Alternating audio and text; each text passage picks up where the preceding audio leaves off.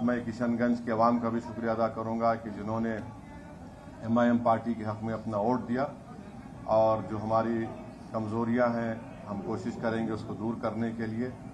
मैं साथ ही साथ PDM की हमारी पल्लवी पटेल हमारी बहन का, उनकी माता का, उनकी मां का, पंकज भाई का और उनके तमाम अपना दल के जिम्मेदारों का भी शुक्रिया अदा करूंगा कि हमने वहां पर भी जाकर PDM के लिए कैंपेन चलाया है और हमारा ये PDM से जो हमारा ताल्लुक़ है वो जारी रहेगा और इंशाअल्लाह ताला ये हमारी कोशिश थी और हम कोशिश को जारी रखेंगे।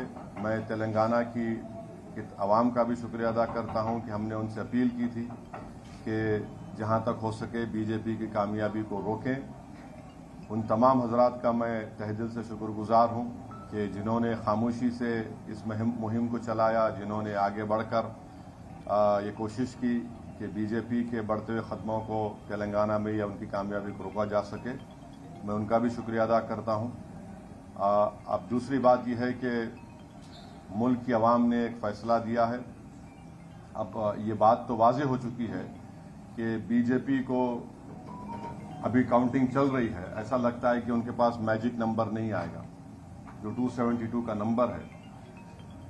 और ये इस बात का ये इसलिए नतीजा आया क्योंकि 10 साल में BJP ने जो नफरत की सियासत की थी उससे आज लोग तंग आ चुके हैं।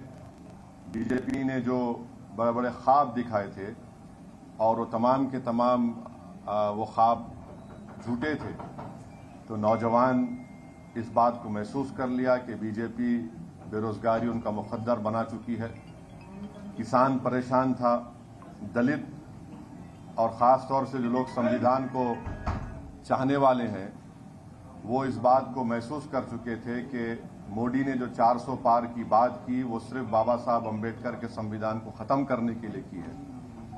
तो ये एक जो वर्डिक्ट आया है, अब अगर मोदी जी सरकार बनाएंगे तो उनको पार्लियामेंट में बैसाखियों के सहारे आना पड़ेगा। उनको पार्लियामेंट में बैसाखियों के सहारे आना पड़ेगा और वो भी बड़ा अच्छा नज़ारा होगा देखने के लिए।